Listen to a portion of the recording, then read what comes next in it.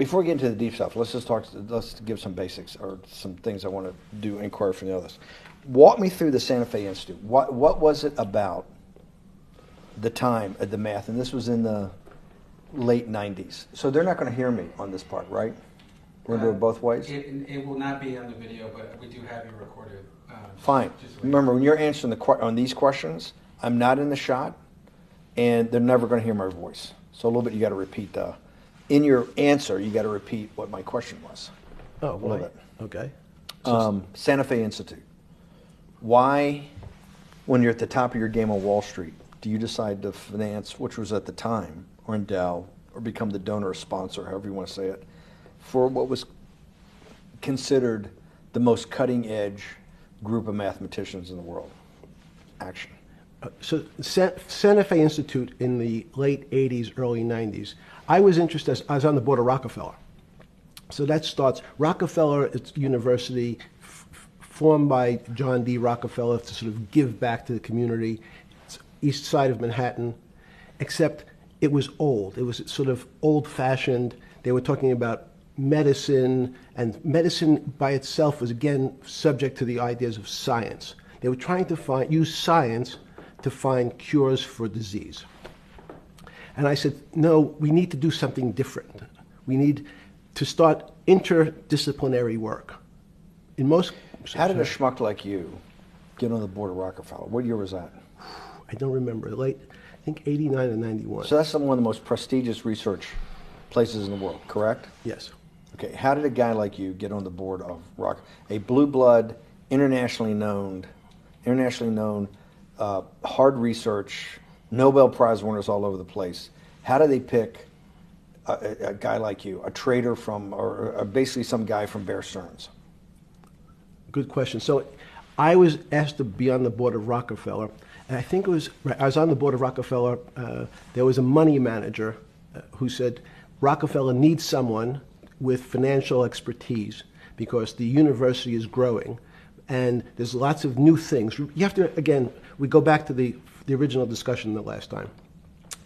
Up until the mid-'80s or sort of mid-'70s, the most important thing was your name. If you were Rockefeller, you already were considered to be brilliant. If you were head of General Motors, it was your reputation. It was who you knew, who your family was, what was your character. And then in the mid-'70s, basically, if you remember, you probably had a calculator. It was very advanced in those days to have a Texas Instrument calculator, where it could, by putting in the numbers, it would multiply for you to do square roots. And that was the first, and everyone who had a calculator was already advanced on Wall Street. A simple calculator, almost like your accountant. The most important parts of business were really now going to calculations. So it's not only mathematics, but it's things that could be calculated. Reputation couldn't be calculated. I could give you, are you a 10 on a reputation scale, an 8? What does it mean to have a measurement of your reputation? We'll get to that later. But places like Rockefeller needed someone to say, look, we're entering a different world where numbers and the numbers of companies, portfolio management was going to be balanced. It was going to be statistical. Jeffrey, could you come on the board? Potentially sit on the finance committee, Nancy Kissinger and a bunch of other people. And David Rockefeller and I got along very well. He was an unbelievable human being. Respectful to everyone. He introduced his driver as his colleague, not his driver. He would never say, this is my driver. He said, it's my colleague. And David started to explain to me world politics. So David would say, Jeffrey, money is going to be sort of the most important things. People don't understand money. You seem to have this knack for money. I said to David, tell me about your life. What was the worst and the best part of your life? So David said, when I grew up, everyone knew I was a Rockefeller. They didn't know that my father told me he would not leave me a dime. No money. But every time we went out to eat, me and my 5 friends at school, they would leave me the bill. They would expect me to pick up the check because I was a Rockefeller. And he said, I was chairman of Chase Bank. And he said, I remember like it was yesterday, one of the headlines in Time magazine said, David please fire yourself. So he thought that there was a world that existed that would be a combination of both politics and business and leadership. What do I mean? He formed something called the Trilateral Commission. The Trilateral Commission is some spooky stuff. People said it was some of the people that, the Illuminati, there's some mystery about it, people that ran the world. It was politicians, but David said most countries, the politicians get elected for 4 years or 8 years, separate from the royal families in England or in the Middle East. Someone's there for 4 years and then they're not there anymore. The most important people to have stability and consistency would be businessmen. So he formed this Trilateral Commission of businessmen and politicians from 3 major continents. So it was the North Americans, the Europeans, and the Asians. So he said to me, would you like to be on the Trilateral Commission? Now, I was 30 years old, 32 years old. I said, great. And he said, well, you have to fill out this application so they have your bio. And I looked at the list of people, and it was Bill Clinton, former president of the United States, Paul Volcker, every great leader in America, the Asians, the Japanese, and with a very long description of their history. And they asked me to fill in what I would like to have written. And I wrote Jeffrey Epstein, comma, just a good kid, which I thought was funny, nobody else did. So in answer to your question, at that time I recognized around the world that monies and currencies were not really well understood. But again, it was only numbers. So numbers, and I'll get to the fact that it was bad thinking. Numbers are very good. Are most people that you meet, even on a Trilateral Commission, when you meet most people, do you find most leaders financially illiterate, economically illiterate? Most political leaders don't come out of a background of finance. Most political leaders come out of a background of being popular. So in some of the countries, in some of the African countries, for example, they might have been a military person. They were a general. In some of the African countries, they might have been a disc jockey. Or in our country, they would have been an actor. The knowledge of money they don't have expertise, they have no degrees in finance. They really, and this is one of the major problems, their expertise, if they have any financial knowledge, is of their own checking account or bank account and filling in their own taxes. So many world leaders who don't really have a financial underpinning make fundamental errors when it comes to money on a country or institutional level. Let me give you an example. If you, Mr. Bannon, if I said your assets increased last year, you'd say, that sounds pretty good. And I'd say, what does that mean to you? You'd say, well, I have more money. I guess I'm wealthier. I'd say yes. And if your debt increased, would you feel wealthier or poorer? You'd say, well, I don't want to have increased debt. I don't like the idea of that sound, increased debt. Now, that and world leaders understand when their assets go up, they feel better. However, institutions like banks, things that people don't really understand are financial underpinnings of banks. When I say your bank, Mr. Bannon, you have the Bannon Bank, you doubled your assets. Sounds good, but what does it really mean? It means people owe you more money. You don't have any more money. What? Yeah. A bank's assets are how much it is owed by other people. That's crazy. So if the bank goes from $2 billion of assets to $10 billion, it means people owe it an additional $8 billion, but their assets have gone up. So the terminology of assets and liabilities is different for banks. It's not natural. And what most people, and you ask questions about world leaders, there's many people, I think your old boss Mercer understood, there's a fundamental part of money which is called fractionalized banking. And fractionalized banking is something that finance people understand, and the people on the street, and when I say people on the street, that's where I was when I started on Wall Street, would find it impossible to believe. Impossible. Why? Bannon Bank, I give you $1, just one single dollar. In our system of banking, I would say, okay, Steve, I gave you $1. How much can you lend out to your friends? And your natural reaction would be probably something less than $1 because I want to keep something in my pocket. The way our system works is if you as a bank are holding my dollar, you can lend out an additional $8 or $9. No, it's impossible. I only have $1, Jeffrey. We have something called fractionalized reserves, which is if you have 1, you can lend out 9. That's the way our system works.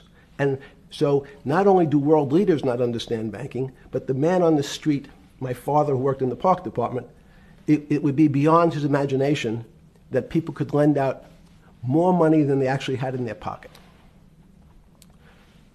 Next question. But how did this, in understanding that, when you get on something like the Trilateral Commission, you're on the board at Rockefeller, which is the most advanced research. You get brought into the Trilateral, which is the elite of the elite. How, since you're only at that time 30-something years old. 8 years from teaching at Dalton, right? You're a Dalton. No, 10 years. 10 years teaching at Dalton. Yes. Walk us through. I mean, put us in the room. Walk me through exactly what it felt like. What it felt like being on the board at Rockefeller. We got these Nobel laureates, and you're sitting there making decisions, and you start to meet these people at Rockefeller. And you start to meet these people at the Trilateral Commission. What did it feel like? It's a great question. So what did it feel That's like? what I'm in the business of asking. Yeah. What did it feel like meeting some of these people like Kissinger or Rockefeller? And those were two extraordinary people. But in general, I think the question, the people on Wall Street, I tell the story, the first day, one of the first days when I was in Wall Street, someone said to me, would you like to buy ATV? And I was looking in the brochure and I couldn't figure out what stock had a symbol of ATV. And when I finally said, well, I can't find it. And they said, what's the matter with you? Do you want to buy ATV? Which is, he was selling hot televisions, stolen televisions from the floor of the American Stock Exchange, referred to in common parlance as the televisions fell off the truck. So I knew what that phrase meant from Coney Island. But what I found was most people, be it in business, in normal life, or in the world leaders, don't really understand money. It is something they think about. They have a sense of what it is. They certainly want more of it. But they also make statements like, we want more money, but we don't want more debt, which just shows a misunderstanding of what money at its core really is. So most people don't, they want to make it, they want to save it, but to understand it intimately is not a normal characteristic. At the first Trilateral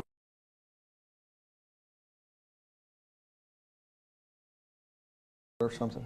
Yeah, you're good. Just give me approximate. You joined the Trilateral I Commission. think it might be And we'll be able to show we'll pull down the chart of where your name was, but just give me roughly when it was. I think it could be 90. I don't remember. Okay. Let's say early 90s. Yes. When you got on the Trilateral Commission and had the first, do you remember where the first meeting was? It was in Tokyo. In Tokyo. And at what hotel? I would like to say the Hilton, but it's probably not. And it's a 3-day, 4-day? Give me some 3-day event. And walk me through the whole thing. Speeches. It starts with a dinner. Just walk me through it. It was boring. You couldn't possibly think it was boring. It's bullshit. It was boring. You had to be stars in your eyes. No. Did you fly over privately? Yes, but it wasn't my plane. So it didn't count? No.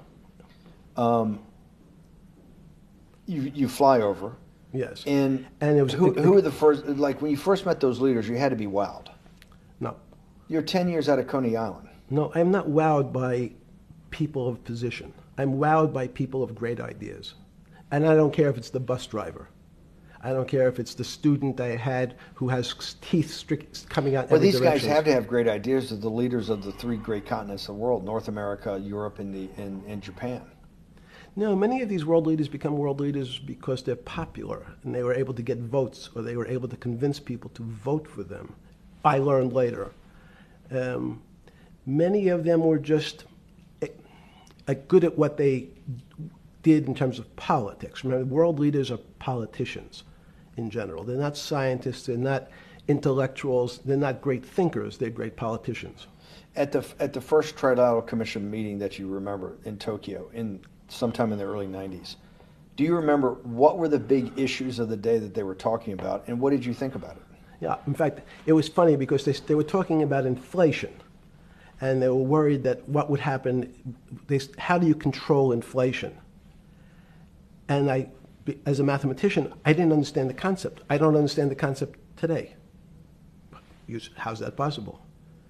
Well, when you talk about most things to do with money, money is meant to be local. It's US dollars.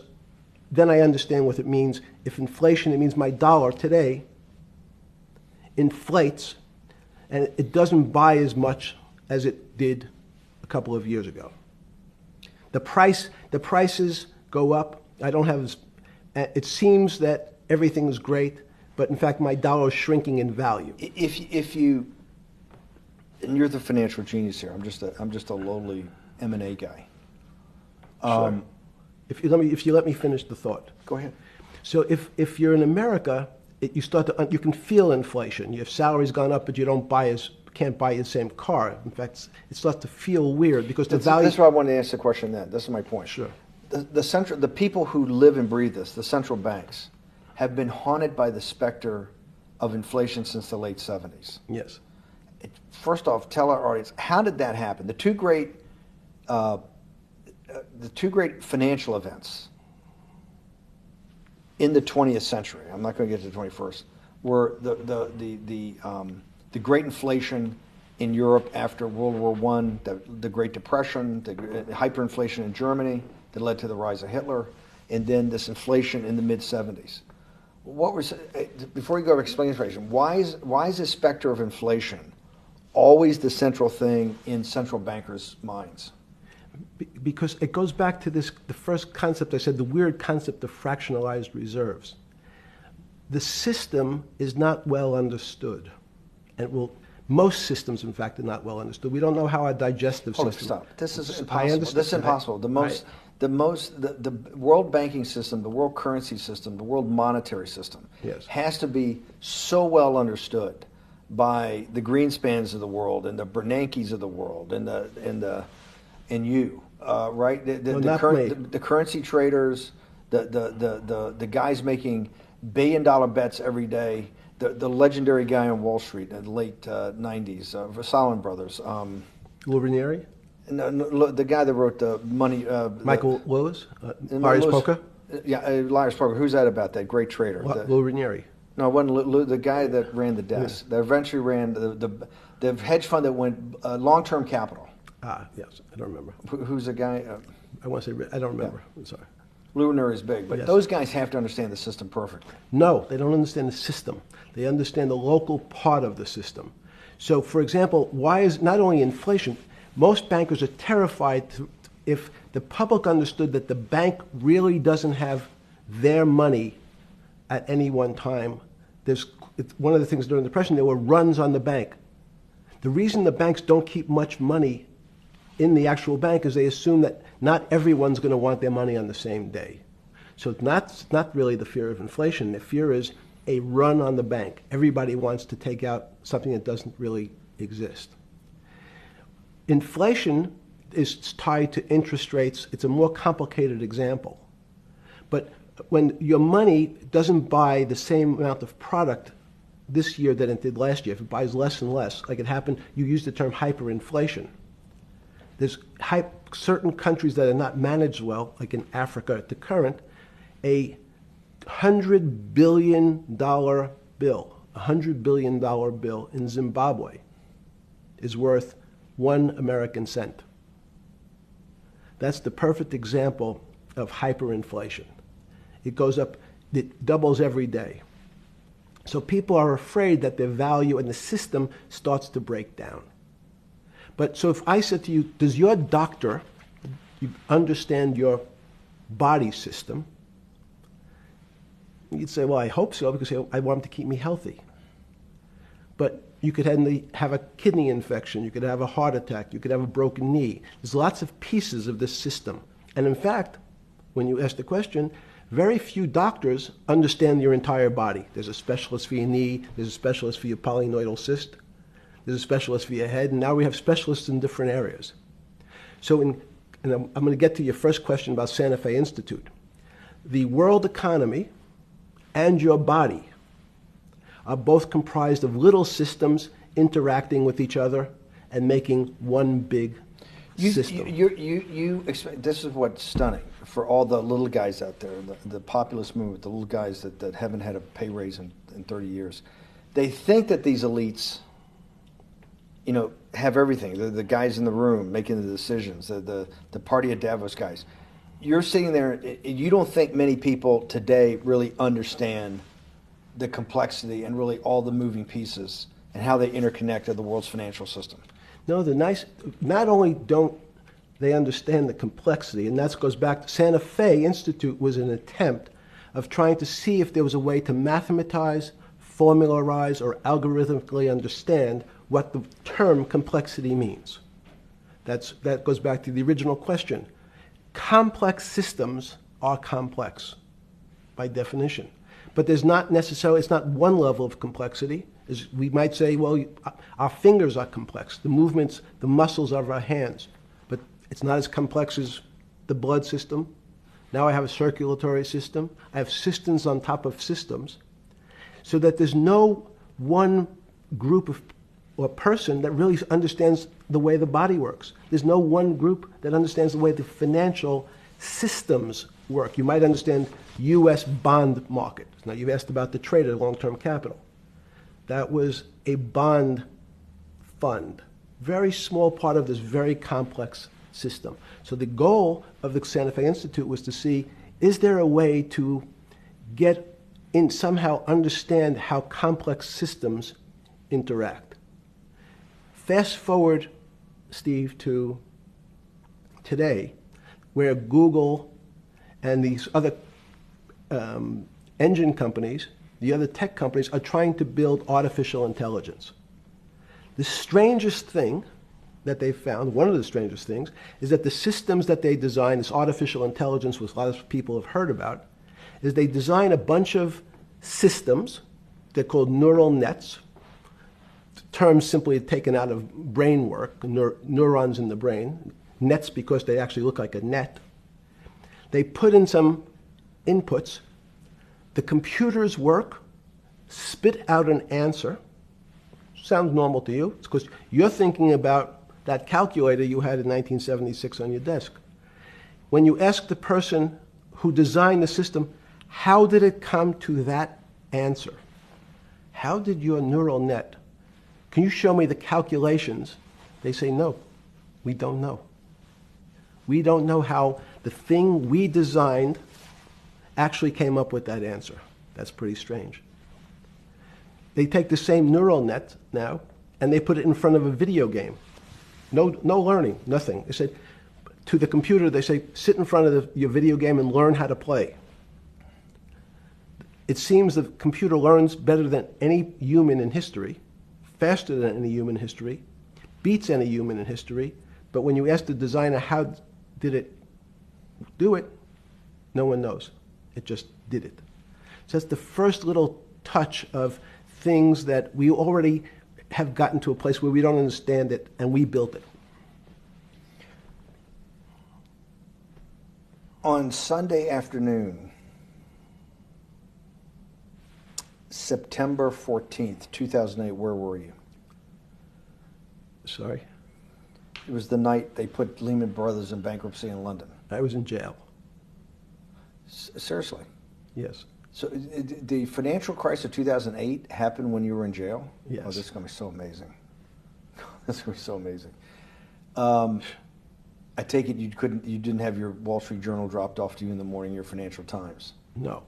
How did you hear about how did you hear about, because I want I forgot about this, but yes. I'm trying to get, this is going to be amazing. This is, let's go back and do that again. Sunday afternoon, because I want to find out about people, the geniuses understanding the complexity of the financial system. Because I think the best example we have is the financial crisis, the crash of 2008. Sunday afternoon, September 14th, I think it was, 2008, is when they were working feverishly in Midtown Manhattan at the Lehman Brothers offices and at various law firms around town, and with the Secretary of Treasury and the Federal Reserve, what they're going to do with Lehman. They decided they weren't going to save it. And so they prepared to put it into bankruptcy at the open of the market in London the next day. How did you hear about what was going to happen to Lehman Brothers, and what did you immediately think when you heard that it was going to be put into bankruptcy? I'm glad you asked that question. I was in solitary confinement September 14th. And again, some of the public stories about the wonderful time I had in jail and my work release, which didn't come till months after.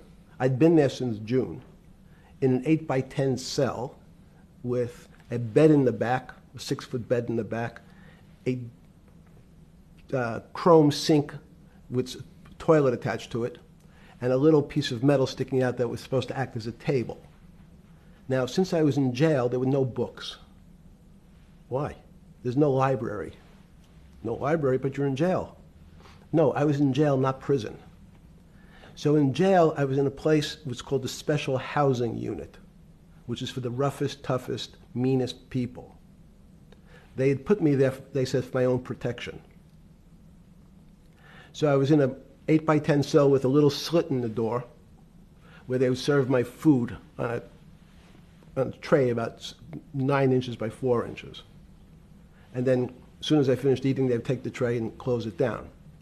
And one of the guards said, do you understand there's Wall Street's crashing. I'm worried about my pension fund.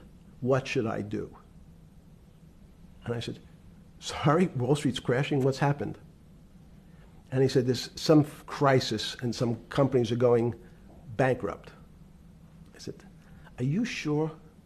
And he said, yeah, it's all over the papers. We're all terrified we're going to lose our life savings because we have either a 401k or our pension funds. We don't know anything about money. Mr. Epstein, can you tell us, like, what's going on? Am I going to be able to afford my children's education? Am I going to be bankrupt like this company called Lehman Brothers? And there's another company in the front page today called Bear Stearns. Oh, no, I said. Why? Because that's the company I was a partner in. And in fact, that was a company I had a very large investment in. So, as a great story, I didn't have my Wall Street Journal, but in the early mornings, you're allowed to make 2 phone calls, collect. And when you pick up the phone, you can dial a number, and when the person picks up, they say, you're getting a call from the Palm Beach County Jail. Will you accept reverse charges? And the person either says yes, and the call goes through, or the person says no. The person I had called was Jimmy Kane, the president of Bear Stearns. And I said, tell me what's going on. And so that my knowledge of the financial crisis happened with Jimmy, who was at the center of the storm, telling me about what Lehman had gone under, and they were trying to figure out a way, should they bail out Bear Stearns? Did it strike you at the time of the mess you had made of your life to be in a situation that you're one of the greatest financial minds in the world, looked at by world leaders and asked your thinking by the most prominent and important people in the world, and here you are in solitary confinement. You got to make a collect call to somebody. Did it strike you at the time how all the threads of your life had come together and put you in a position, or you had put yourself in that position? No. So it never struck you when you had to make one of your 50% of your collect calls that day, you call the president or the head of the CEO of Bear Stearns. The biggest financial event in your life is taking place, of which one, every important person in the world would be seeking your opinion. Number two would be a once-in-a-lifetime opportunity to apply your craft. Number three, it would be a once-in-a-lifetime opportunity to make money if you were smart, and obviously you're smart.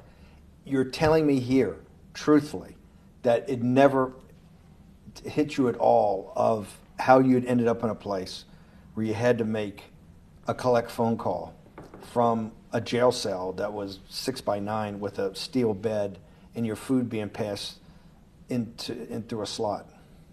The question you want to ask is, who was the other call to? Okay. Who was the other call to? The other call was to my friend at J.P. Morgan, who was then, I didn't know it at the time, trying to buy Bear Stearns. So at one point, I had two phones. It was difficult because they're afraid people are going to hang themselves with the phone cord. So they don't actually come together and they're pretty short. So I was actually going between two phones talking to Bear Stearns and J.P. Morgan at the same time. So I found it amusing. And it never struck you about how to end up in a situation like this? No, that would be probably means I would be too self-aware. You can't possibly expect me to believe this. I know. I don't believe it. You're telling me that during that day, you never had a moment. You sat there and go, what the fuck have I done with my life that I'm in a 6x9 jail cell when I should be on a trading desk or I should be in my $250 million greatest townhouse in New York City taking calls from the king of Saudi Arabia, the president of China, the head of Russia, the president of the United States to save the world's population from a financial debacle. You honestly expect me to believe that never happened? You're suggesting I was sort of somewhat depressed, and how could this happen to me? I'm not saying depressed. I'm saying a moment of awareness of how could I get myself into this situation. No, I would just say how strange that this happens. It's strange. I'm wearing a jumpsuit and flip-flops. What color was the jumpsuit? Brown. Brown. Brown jumpsuit. Yes. I notice I don't see you in a lot of brown. No. Brown jumpsuit and flip-flops. Flip-flops, yes. With no access to books, no access to newspapers, no access to anything. You had lived on information. Except my Almond Joy bars. I had extra Almond Joy bars. Did you eat Almond Joy bars and things like that because you're afraid of what the cooks did to your food? Yes. Is that because of that you were in for the crimes that you were in for? No, it was just in fact, I was. Is it because you're wealthy? Yes. How did you know that? Well, people would constantly come if I was passing by or have to go for my medical. People would either ask to borrow money or make some other types of comments about. In the beginning, what were the comments? At the beginning, what were the comments? It serves you fucking rich guys right that you're here next to me. There was nothing about your crimes. No. So all this rumor you hear all the time about people in prison that commit the type of crimes you commit, you're saying in your personal thing is not true. No. It was all because you were rich. Yes. And it was all because they wanted to borrow money. Or get advice. Yes. Where they get advice to go long. Yes. You're telling me is this time to buy? You're telling me in solitary confinement they're interested in going long. Yeah. They want to know what does that say about human nature? Well, what I think the people find, one of the reasons they wanted to keep me in solitary confinement was they're afraid that everybody would want to know which stocks to buy. But what happened was, after this crisis, now it's on the front page of every newspaper. I don't want to lose this day. Sorry. When you first heard that, was it Bear Stearns had been kicked into bankruptcy, 6 months before? No, this is the same time. This is part of the same deal. I thought, no. Bear Stearns, they saved Bear Stearns and didn't save Lehman Brothers. That's right. it. They let 6 months Lehman- before they had bailed out Bear Stearns. But Bear Stearns was still a zombie, A shell of its former a self. former self. But they had, quote unquote, saved it. They admit, why did they make the decision in your mind? Why did Hank Paulson and Bernanke, what's this concept of moral hazard? Explain to the audience what moral hazard is, and why did they save Bear Stearns 6 months before, and why did the smartest guys in the room decide not to save Lehman Brothers? It's a good question. The real issue is I'd have to go back when you have these systems to the way your doctor responds to any type of emergency in your body. If they might decide to save your kidneys and let your gallbladder go because the gallbladder is less important to your overall system. If at that time, even it's not that long ago, the boogeyman was when said, well, what really happened? Jeffrey, what really happened? What is this financial crisis? And, some of the progressives and the right wing blame it on the banks. It was the banks' fault. And it's the fault of this very esoteric, unknown concept of derivatives. It was really the derivatives that caused this financial crisis because the derivatives got somehow out of control and in the Mickey Mouse. And that was the way you started your road to a billionaire went right through derivatives. Yes. But derivatives were not the cause. Derivatives were not the cause at all. It's like saying your hair was the cause of your heart attack because it was on top of your head. So what when you was fell the down. cause? There isn't, let me say, there's no one specific cause. These are system collapses. So many times when they have to make your death certificate, when you say, well, what did he die from? They'll say heart failure. But if you say, what was the cause of his heart failure? Well, he had low blood pressure, his sugar was high, he was diabetic, he had all these other problems. But they say, no, we need a word on your death certificate. Did he die from brain damage? Did he die from heart failure? That's the financial crisis. Many people said, well, what caused it? They wrote, like on its death certificate, derivatives. But derivatives are not a fundamental cause of anything. Was it Sunday or Monday? I take it was Monday morning when you made your two collect calls and you were talking to Bear Stearns on one hand and Morgan Stanley on the other. J.P. Morgan. J.P. Morgan. That was Monday morning. Did you, Jeffrey, being one of the financial geniuses in the world, did you understand what Lehman Brothers is going into bankruptcy, the domino effect, that by Thursday the financial system would be under such extremis that if it didn't have $1 trillion cash infusion in the United States, it might collapse? Did you know that at the time? Did you view that at the time? Yes. You did? Yeah. Why? Again, I don't want to bore you or the audience with the idea of it's a medical procedure, but you had system failures. So you'd recognize that if I said to you, did you realize when your father was on the ground and he was clutching his chest and he couldn't breathe, it was a bad situation, he could die. That's how I saw it. Did you immediately think about the commercial paper market? I mean, the mechanical triggers that actually you had to blow through these circuit boards. Did you know the circuits? Did you understand the circuits? Or did you have a concept of the circuits that were going to get blown through? Yes, but only because of an analogy to a body. And in fact, from my telephones against the wall with my little metal wires, because the next day I talked to another person in Washington about the issues of what I thought was happening, and I made the same discussion about the... They were at the Treasury Department? Yes. So in a 6x9 cell in... The phones were outside the cell. In Palm Beach County, California? West Palm Beach, Florida. West Palm Beach, Florida. This was your juice diet. West Palm Beach, Florida. West Palm Beach, Florida. West Palm Beach, Florida. You're making a call to Washington, D.C. to talk to some deputy secretary of Treasury. Someone in Treasury. Right. Someone in Treasury. Right. And that does not, the night before you go to bed, it doesn't dawn on you at all. You never have a moment of self-reflection that, how did I end up on this metal cot when I should be at the center of things? No, I had a telephone. So I've said, I can talk to, it makes no difference where I am, in fact. I'm still talking to the same person if I was at my home in Palm Beach. But I'm the here in difference is you're jail. home in Palm Beach. I can dial my That's a own phone. That's bullshit. No, but you can also make 1,000 phone calls. Here you got to make one, and he's got to take. Think the how much charges. better that was. I had to decide who was the right person to call. That was unusual for me because I would have called 20 people And before. what was the advice you gave him? I said, you have a sick patient, and it's very much like a sick patient in the emergency room. You can't think about it like your car. People in normal walks of life think about money and things as a machine. And unfortunately, so if your car breaks, cars are always easy to fix. My jets, my cars, if it breaks, I know it can be fixed because it simply follows the same pattern. If this part breaks, you replace the part and the thing works again. People and the financial system are not machines.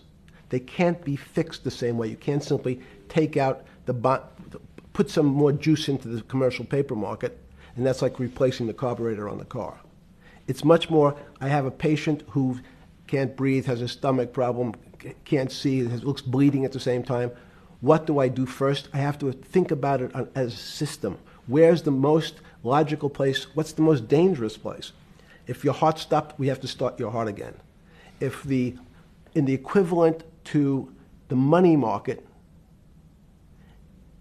why do I have to start your heart again? I need to get your blood flowing. If your blood stops, you're dead. If liquidity, which is the equivalent of blood in the financial system, dries up. And what's liquidity is basically cash, putting cash into the Forget system. about what it is. Okay. Liquidity is liquidity. It allows the system, it's the blood of the system. You need to pump blood hard into the body of the economy to keep it flowing. And if you're, especially when you're worried about someone dying, you're not going to be worried about the niceties of, well, you got the shirt dirty and there was some damage.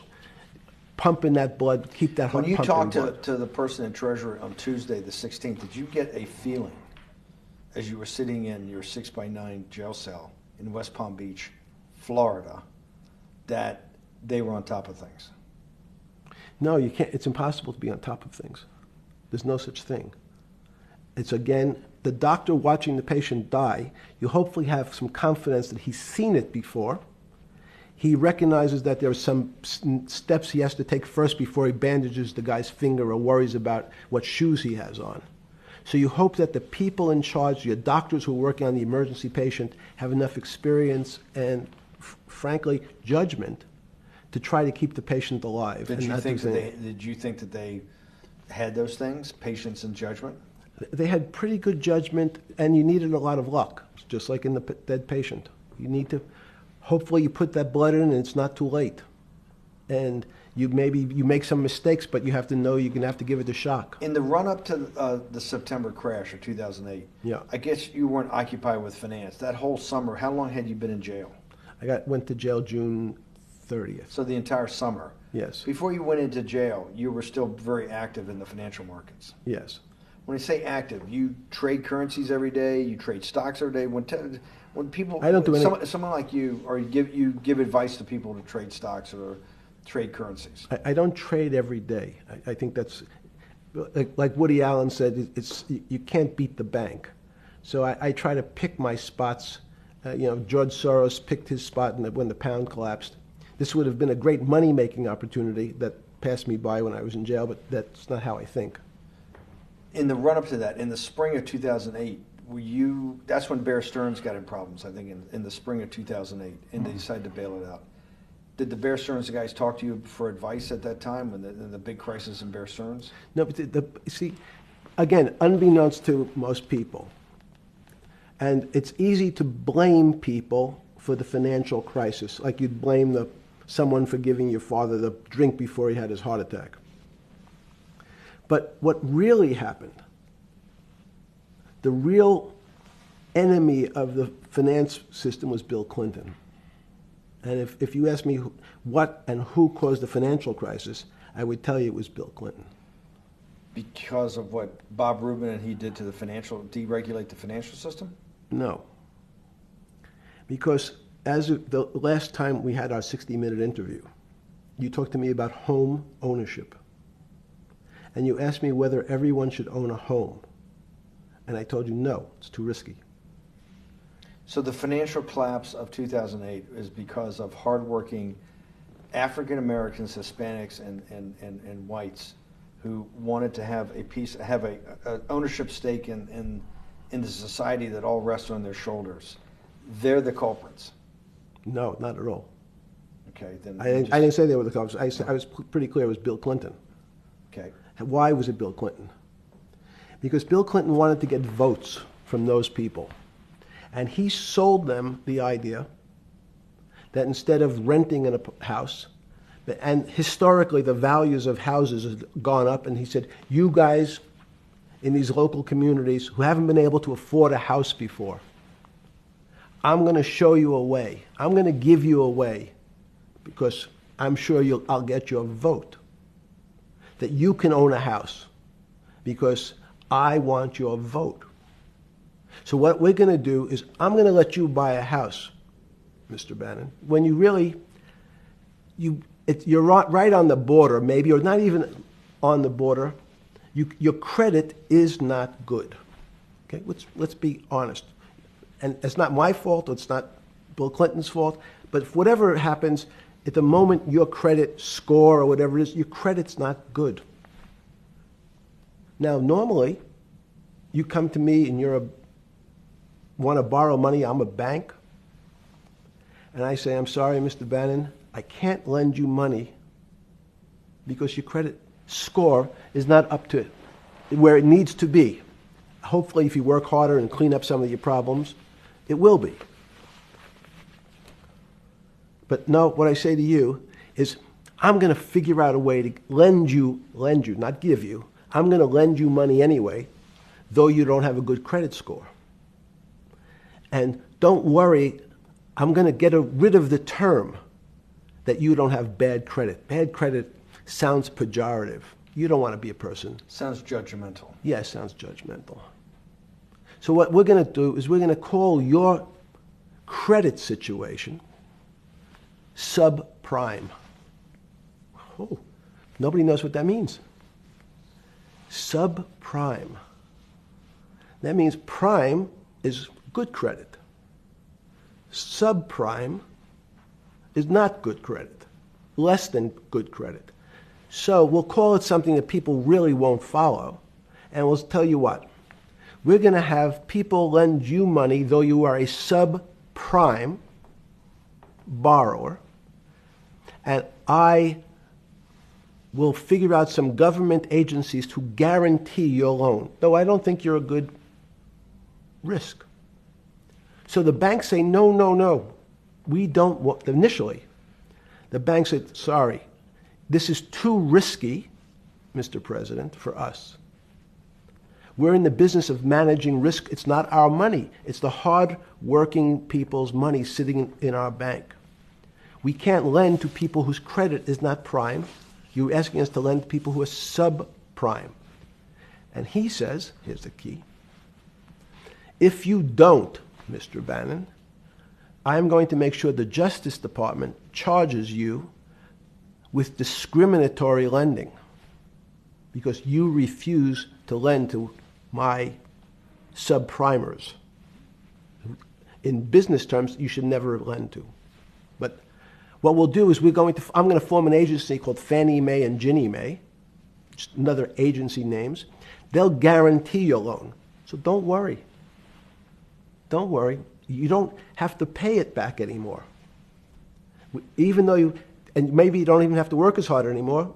That's probably a harsh statement, but these players, these two big firms, Fannie Mae, will guarantee the fact that that bank will receive its money. Now, the bank says, wow, best deal in history. I refused to lend to Mr. Bannon, but now he has the big brother, his Uncle Sam. He went to his Uncle Sam, and Uncle Sam says, I'm guaranteeing it. The bank says, I want everybody. Give me as many people as you can give me. Because Uncle Sam is the best credit in the world. Not only it's the United States government. We'll take it all. We'll take as much subprime as we can handle.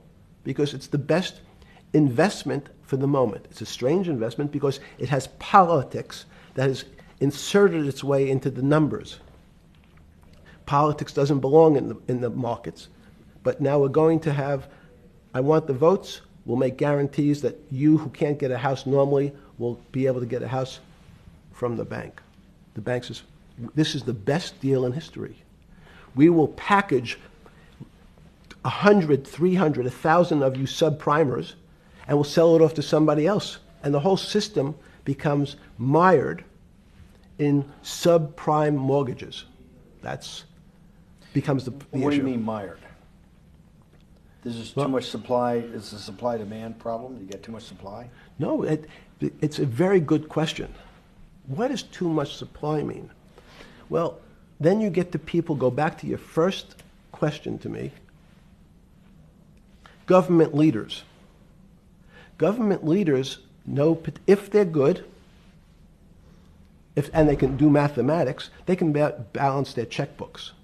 So certain people in Congress said, well, how do you value these subprime mortgages? The banks say, we've been valuing them the same way we've always valued them for the past 20 years. The accounting firms, there's something in this country called GAAP accounting, which is a standard type of accounting. And we account for them the same way we've always accounted for them. If we paid $1,000 for your mortgage last night, when we put it on our books today, we're going to say its value is $1,000. Makes sense. I paid for it what's its value? It's $1,000. That's what I paid for it last night. No. The Congress people said, that's not really a good answer, you know. That doesn't give us confidence that you know what you're doing. Because what happens if you have to sell it tomorrow morning? Something's happened and you have to sell it. Remember, there's kinds of stress tests. Would you be able to value it at what you paid for it the day before? And Wall Street says, that's not the way you can think about this. This is crazy. We always value things at the cost from the day before. And they changed the accounting method, in essence, to say not what it was worth yesterday, but if I have to sell, what would it be worth? That's impossible. So what happens is every bank now has to value something they bought yesterday at lower than they paid. Never before in 20 years did they have to do this.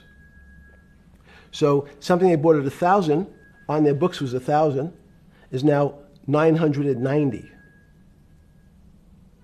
That starts to, you asked the question about what did I start to think about. Something's 1,000 and 990, this person now has to value it at 980. When did you first start to get nervous? Understanding Bill Clinton in all this. Did you change glasses? Yes. Okay. I changed shirt. I saw that black. Are you okay with the? Yeah, great. I think we're gonna have all kinds of changes. I'm experimenting. Yeah. Okay. When did you get a feeling? Did you ever anticipate before it happened something like 2008 could happen? No. How could that be? Because it's the word I can beat it to death. Is that it's very much like would I anticipate I'll have a heart attack tomorrow? Unlikely.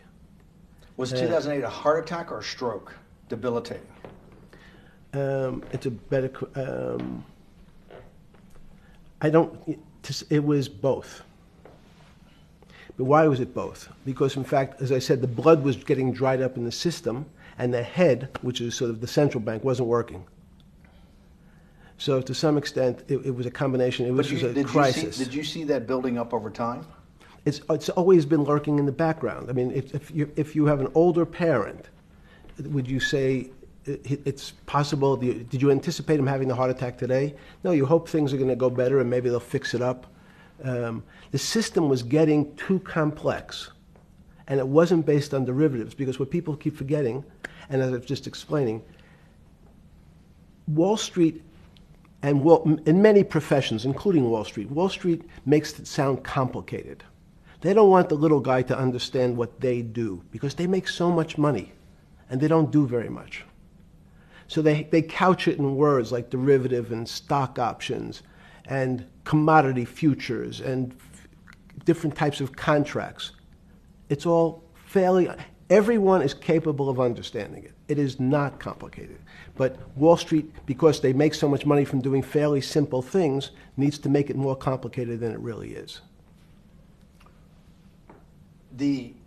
We had a very big recession in the early 90s based upon real estate and Japan basically imploding. Let's again, Okay. you had a recession in the 90s. I don't know what it's based upon. It's always interesting to look back and say, separate from there's certain triggers, like in the 70s there was a... What do you think it was based upon, the 90s downturn? It's clearly there was a huge downturn. No, I know there was a downturn. That's what I know for sure. That's a fact. That's all. Everything else is sort of speculation about why did he have that. I understand that, but Sorry. there's some speculation that has 0% probability of being true, and there's others that have 90%. In the range, when you look at the range of alternatives of what could have caused it in 90, and what I'm trying to do is get you all the way up to 2008. Look, you're the smartest guy in the room, right? You know that. Do you think there's anybody in the world today? Oops, this is going to be a bad question. No, but do you think anybody in the world today, the Alan Greenspans, the Bernankes, is there any central banker you know, any partner of any Wall Street firm, any guy running a trading desk, and I would take it that would be, or anybody at a Larry Fink at BlackRock, Steve Schwartzman at Blackstone, the top 100 financial guys, and let's throw in a couple of Nobel economists, and let's throw in the best professors at Wharton, at Harvard, at Stanford. Do you think that there's anybody that understands money or understands the world's financial system as good as you? There must be. But it doesn't come to the top of the head. No. Okay, fine. Now I've gotten that, let's go back to 1990. In that arc from the fall of the Berlin Wall to 2008. Good. We started with the implosion in Tokyo of the Japanese economy, Japanese financial markets. We had the huge run-up in internet stocks, right? We had the implosion of that in 2000. The bankruptcy of Drexel Burnham in 90. Mm-hmm. Implosion of Japan, huge run-up in equity markets for the internet, implosion of the internet in 2000, 10 years later roughly. Mm-hmm.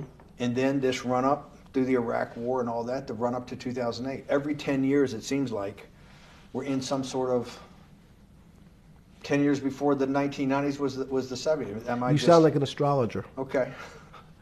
And not a financial person. You're supposed to be a mathematician. It just seems to me a pattern of every 10 years. That's misleading. That's exactly right. Because people like to see patterns. People like to see patterns where there are none. So a pattern of a financial crisis every 10 years is just in my mind. Yes. Long-term capital that had to be bailed out back in the late 90s when everybody panicked. And that wasn't that bailout today would look small, and it was $5 billion or was $30 billion. Businesses fail all the time. But long-term capital, the Federal Reserve stepped in. But I'm saying people go bad. Things go bad all the time. Yes, you're correct. The audience that's watching this, the little guys, they go bankrupt all the time and nobody gives a shit. You know why? They're a little guy.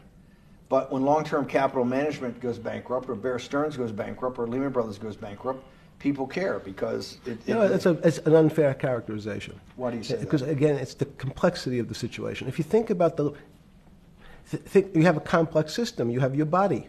Now, in fact, the little guy is my finger. This is. And Bear Stearns is your heart. That's correct. The banking system is my heart. The system, I can't risk my because remember, it's not only my. You haven't been able to name. Hang on. You haven't. Hang on. No, hang on. I was trying to hang. I wanted to see if the hang on worked. No. You haven't been able. You're not good enough yet. You're like junior wizard trying to do it. You haven't. Yes. I'll say, since we can't name another guy that's as good as you. There may be a couple out there. You're not bragging. You're humble.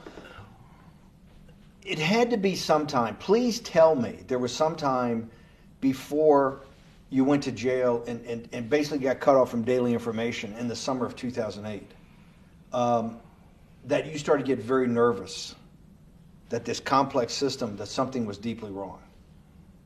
Okay, first, let's go back. When I say no one understands the system better than I do, it doesn't mean I You always understand. sound like a doctor. You're afraid he's going to get sued for giving a thing. Yes, you're not, no. gonna, you're No, not no, taking no. on any liability. There's no contingent Yes. liability here for Yeah, your no, answers. no, no. But the word understand is the problem. Okay. I don't understand the system. So I don't understand the financial Will you system. please stop? You cannot sit here and Yeah, tell no, me. no. What we just went through, I'll go through again. The hedge fund managers, the money managers, the central bankers, the commercial bankers, the heads of the investment banks, the heads of all the trading desks, the top economists, and I'll throw in the business school lecturers at Stanford. Of all the top 200, 250, you can't name at the top of your head the guys are at least at your level. You have to understand it somewhat. No. Sorry. We all don't understand it. No one understands it. It's a miracle. It's that's part of the problem. It's impossible to understand. That word understand simply means if this happens here, that will happen there. It's predictable. Understanding means it's predictable. It's not predictable. That's the problem. In complex systems, that was the fascination. Is there a way to tease out some level of predictability? So even No. In fact, you would ask the question. It's a great question, which was it a stroke or a heart attack? Now, most people don't know that before they were going to have a stroke, they had a stroke. They just have a stroke. Do they understand why? In hindsight, you go back and you can make lots of explanations. It might sound good. And if you're talking to the working man, you're using language that he'll never understand. It's complex. So he, just like going to his doctor, he says he has a gastrointestinal problem or he has diverticulitis, as opposed to saying, you had a stomach ache, you ate bad food. People don't like to say it in normal, everyman terms. The system had a stroke, but we don't know why. But you just, okay. Hardworking people, and there's a great social benefit, would you not agree, with having people having ownership in the system? When you say ownership in the system, it doesn't mean... Let's start over. Cause Okay. So flip Sorry. over your phone too, because Yes. I don't want anyone to see Yeah. what's on your phone. So maybe flip it down or something. Yeah, yeah. Yeah, who knows what the fuck comes up with that phone? That's correct. We don't want to send you. KSA. I can't not believe I've got the magic moment when you're in fucking prison or jail, wherever the fuck it is, It's in crazy. solitary. Now, there's a funny part to that we missed, which is So said... go ahead, tell it. The funny part is what you asked me. Is there anything funnier than that? No, For black humor, it's I don't make any black comments. Sorry. You asked me what I was wearing. That's right. You're too wrapped up in the Me Too movement. Yes. So I was wearing a brown jumper and a brown pair of pants given to me by the jail with the word trustee on the back. Because you had qualified to be a trustee? Well, the funny part was it was spelled Trusty. So I wasn't really sure. I'd been a trustee in many different operations, but it was the first time it was actually printed on my back and spelled incorrectly. Probably had a higher level of being a trustee at that than you had at all the boards that you were trustees, right? Yes, because as the trustee meant you get two devices to clean your toilet as opposed to one. Yeah, but it also meant that you had some sort of personal fiduciary own responsibility for oneself, right? In the jail? You mean? Well, that's what being a trustee is. That's where they give you two. Yes, you get two cleaners. I was a trustee in the jail because I was able to teach some of the kids to help them get their GED. So that's how they gave me a trustee job. There's no time. I got to go back to this because I'm like a dog with a bone in this thing. Yes. You can't. There's something deeply fucked up with you. At least something. Well, we know there are things deeply fucked up with this. You will get through in this film, Right. but you cannot possibly have sit there, knowing that you came from nowhere, knowing that you went to the very top of what is considered outside of science and maybe physics, the thing people most admire because it's like alchemy, understanding high finance. To sit there in what will be the defining financial crisis of our time, like Black Friday or Black Yes. Monday, whatever it was, in the Great Depression, and be there at that exact moment, triggered in part by a firm that you used to be a partner in and knew intimately well, and it created much of your initial net worth because of, and know that you couldn't, someone who lives on a phone, right? Yes. Because you do live on a phone, right? Correct. You had to make just 2 collect calls. You cannot tell me sometime during that day you did not have that conversation with yourself of how the fuck did I do this to myself to put myself in West Palm Beach in a 6x9 cell with a metal fucking bed with a brown shirt that said trustee spelled wrong. So did I find it amazing that I was there? That's a Not better- amazing, and I don't want to say it was not funny. Oh, I thought it was. I wasn't funny. Right. But not I- amazing. no, it was incredible. Incredible in what way? This- Incredible, like how do I do this to myself? No. It's as incredible as me sitting here in this house. They're both just 2 sides of the coin. That's how I think about it. That my life today is incredible. Do you consider yourself a stoic? No. I consider myself a hermit. Stoics are not very happy. Being a hermit then, being in that 6x9 cell, being in the cell qua the cell was not the problem, right? Correct. What was the problem? Eating the almond joy bars. Because you couldn't eat the food. No, right. But remember, my life is. Did that ever strike you that I can't eat the food because somebody might have done something to it? I gotta live off an almond joy bar, 1 a day or 2 a day or whatever. How many ever sneak in a day? No sneaking in. Your 1 almond joy bar, it did not hit you at some time? How the fuck did I do this? No. Let's go back to the spring of 2008. Were you so wrapped up in your personal issues at the time you were not spending enough time on the financial markets, or were you deeply involved in the financial markets like you normally were? No, I was involved. So we're saying that the smartest guy in the room didn't see it coming. No, of course The not. bankruptcy of Bear Stearns, you just thought was a Bear Stearns problem. You didn't see it as systemic. I know you keep harping on it, but it's not. Because you're a mathematician and understands systems. It Seems that anybody that understands that they had a systemic problem, you at least be the first on the early search radar. If you're not going to see it, then I'm really afraid, because that means that I always assume there's at least a set of guys out there that have some sort of sense that something's not right. Imagine the guy who has a stroke or had the heart attack. When you ask him, did you feel funny the day before? He's going to tell you, yeah, I didn't feel right. Something was off. I didn't feel right. I had my stomach was right. I felt a little dizzy. I felt a little weak. But if you asked him that day before, do you think you're going to have a heart attack tomorrow? He'd say, no, I just feel a little weak. I'm a little dizzy. My stomach hurts. So these systems, and that's the issue of complexity. What complexity says is that, in fact, everything seems to go along, and people have seen it. One of the great examples of complex systems is sand dunes.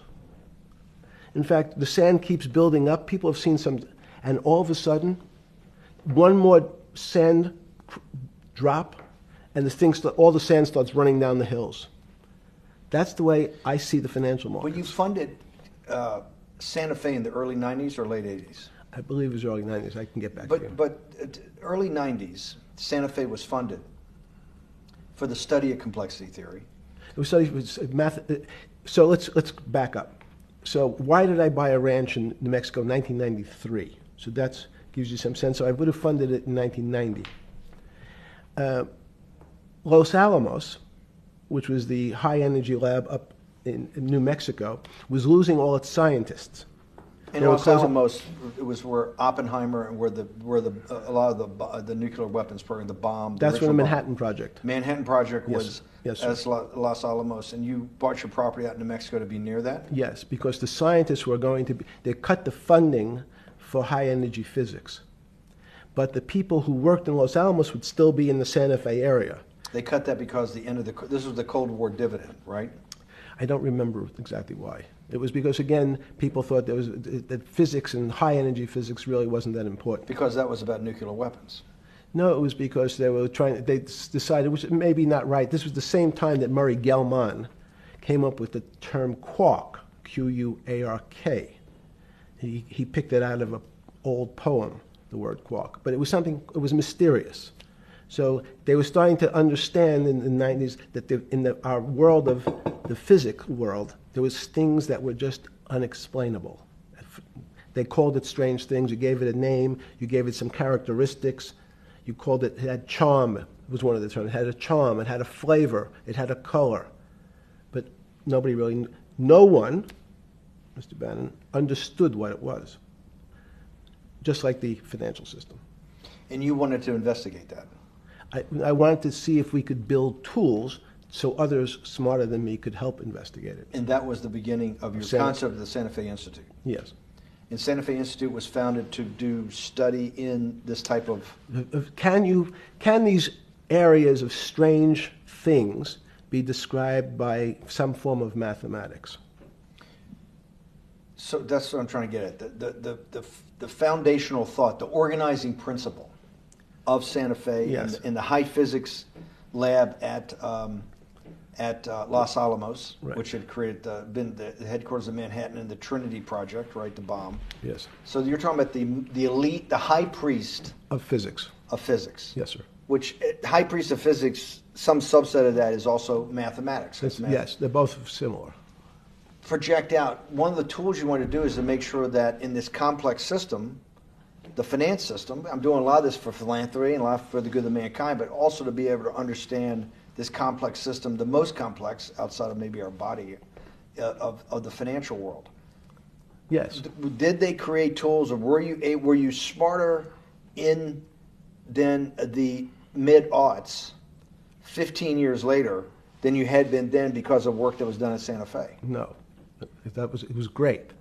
But in fact, most of my philanthropy in the area of can you describe things that appear to be unexplainable by mathematics, and can you fund people who have new ideas? And unfortunately, when someone thinks they've been able to, there was a man, Stuart Kaufman, when they think I figured out how to be able to predict the unpredictable, what appears to other people to be unpredictable. But my system, in those days it was called genetic algorithms, can predict what things will happen, and they all want to make money. So they use their systems to try to figure out, they know they have figured out the way to make money because they figured out the unexplainable. They try, they go bankrupt, and we start again. So with a cold view, what I've come to realize is that the attempt to mathematize, formularize, or what in your prior work, to understand what really is, in today's world, still unexplainable, is impossible. They're miracles. Your first head of Santa Fe was Christopher Langdon, I think. Langdon from Australia. But Murray Gell-Mann was the funder. He was the rock. Yes, he was the rock. He was a Nobel Prize winner? Yes. Yes, and a wonderful guy. He came out and helped us with the Biosphere 2 project. He came with Chris Langdon. Yes. Chris Langdon was the operator, the day-to-day guy. Chris was doing artificial life. Right. Murray tried to lead his own artificial life. Yes. When Chris came to Biosphere 2 for the first big conference we had in 1994, he was one of the most impressive guys there among all the world's elite. Kew Gardens, the Lawrence Livermore lab, the labs at Sandia, all the major universities, Lamont Doherty, all the big Earth observatories, Woods Hole.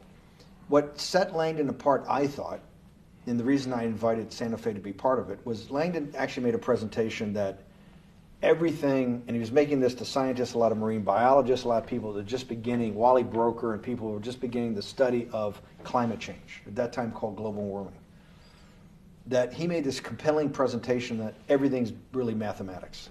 Yes. It's all just back to math. And you have to, all these experiments you do, one of the reasons they're not considered by the high priest in physics as being real experiments is that they don't have a mathematical basis to it, and everything has a mathematical basis to it. Langdon seemed like a radical visionary. What happened to that concept? You go back 350 years.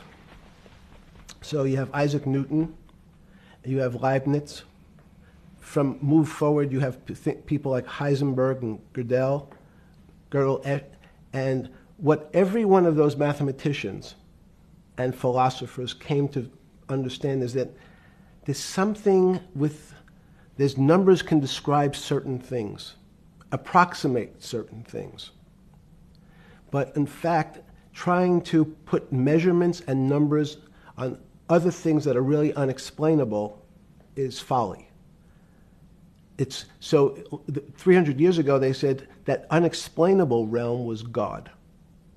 And people who attempted, in fact, to explain the unexplainable, who said, yes, I understand the unexplainable, were charlatans, they were the occults, they were the astrologers, they were the con men. Alchemist.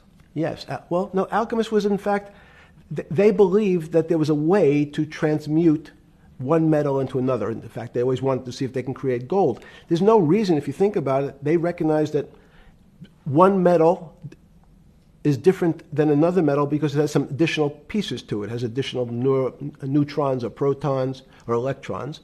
So because they thought it was a machine, they believed it was a machine, if I can take 5 protons and add 5, that gives me 10, I should be able to get gold. Move everything around inside these systems, the molecules transmute one molecule into another, and if this molecule I've transmuted it into is gold, I'm a rich man. It's back to money. But there's something strange happens. Isaac Newton says, this is really weird. If I want to push a ball on the table, I have to touch it. Maybe I have to blow on it. But I actually have to push one side of the ball or the book to move that side. I'm pushing here, and obviously this thing is what appears to us humans to be solid, so it moves as one thing. But the only way to get something to move was to touch it or put a force against it. Okay, seems to make sense. Everybody has that experience. I want to lift a glass, I lift it. If I want to push a ball, I push it. If I want to pull a ball, I pull it. But he recognized when the ball fell off the table, it went in a different direction. How's that possible? Nobody pushed the ball down. And he said, this is crazy.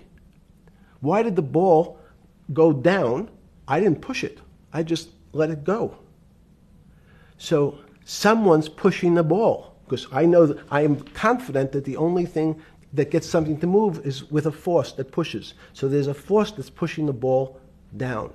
In fact, he called it gravity. He measured how fast it was pulled, but never was able to explain why it happened. How is it? What is gravity? It's this. Everybody says, well, why did the ball fall to the ground? Because gravity took it. But what's gravity?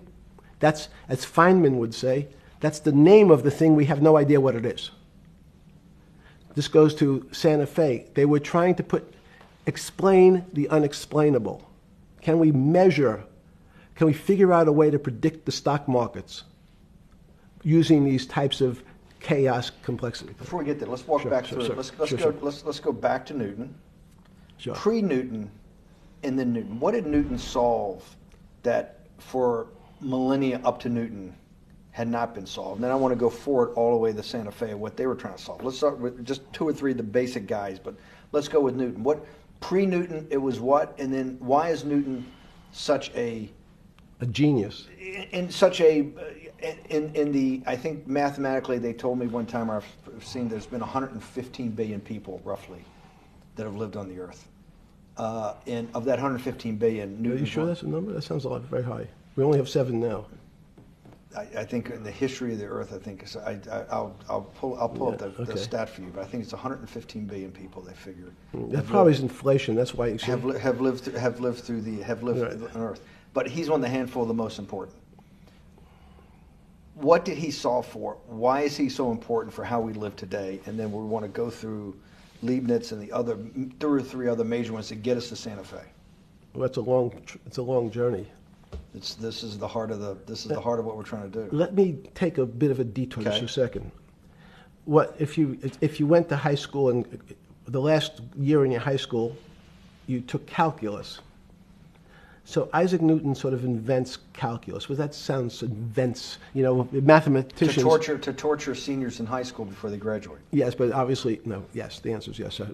Certain people could never do calculus.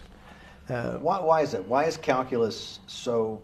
Why is that the dividing line between, to me, people who can handle that and can go on to do certain things, and people just hit the wall, even if they know math? It seems to me that there's that calculus is the thing that changes. It bridges. That's because it's about the theory of change and the theory of how things change. It's a great question. But in fact, what calculus does is it's somewhat philosophical. That's why mathematics is Newton wasn't a mathematician, he was called a geometer. That's what they used to call themselves. They understood geometry and numbers. But there's an old conundrum where it says, during Pythagoras' days, Zeno's paradox it's called, where they said, well, if the wall is 2 feet away from me, and I take one step that's halfway to the wall, that'll be 1 foot away. And if I take another step that's half again, that'll be half a foot away, and then a quarter of a foot. I could walk forever but never touch the wall. Doesn't sound realistic, doesn't make any sense in our real lives of the physical. But what Newton understood is many problems were like that. Many things approached the wall, or in calculus, approached the limit, but never really reached it. So he said, it's okay, you don't have to reach it. We can do lots of the mathematics as if it was so close it was almost there. And we could do lots of mathematics almost being at the limit. And this is really important, Steve, for today. Because most of the science up until today was things that are starting to approach the limit. You were taught in high school that if you had 1 divided by 0, if you remember your high school algebra, you were told, what's the answer to that? Is there an answer to 1 divided by 0? No, if you were in high school, I'd say, stay away from it. It's the boogeyman. You could write it down as it's undefined. It's not able to be determined. There's a bunch of things. But in fact, 1 divided by 0 is a strange things happen. It's a world of the strange. And what I'll explain to you after is that when you get 1 divided by 0, you get into a world we don't know what happens. The answer is it's not explainable. We can call it things like undetermined. We can have a convention to say it's X, Y, or Z. But in real life, we don't know what happens when you are actually at the limit. So Newton thought the same concept, is that the limits were God. You got close to God, but you can never be God. He had this sort of religious interpretation.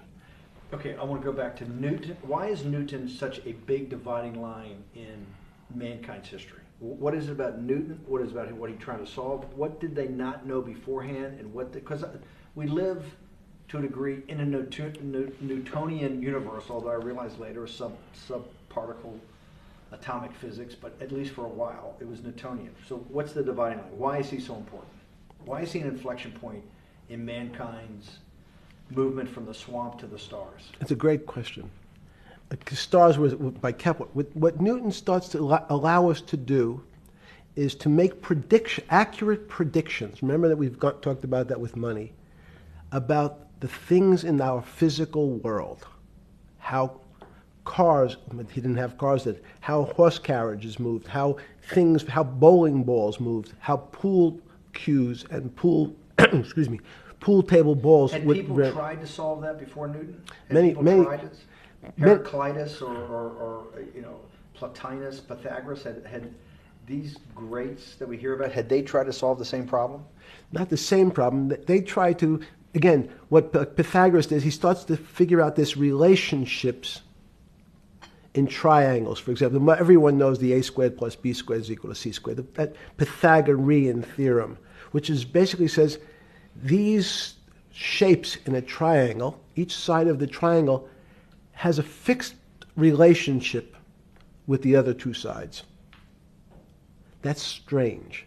He knew, again, but it was all numbers. This was a system of things in the physical world, and Pythagoras says we can start putting numbers on things that help you predict how they will behave. You can add two triangles and make a square, some different shapes. They were looking at geometric forms. Newton says, well, I want to know how planets move. I want to know how things around me move. Can we find formulas? Can I find formulas that explain what I see in the physical world, how physical things interact and how they describe one another? Again, the fact that two things, two solid masses, for some very strange, unknown reason, unknown today, attract one another, no matter what they are. People have seen the experiment. You hang something, two little metal balls from a string, and they move towards each other.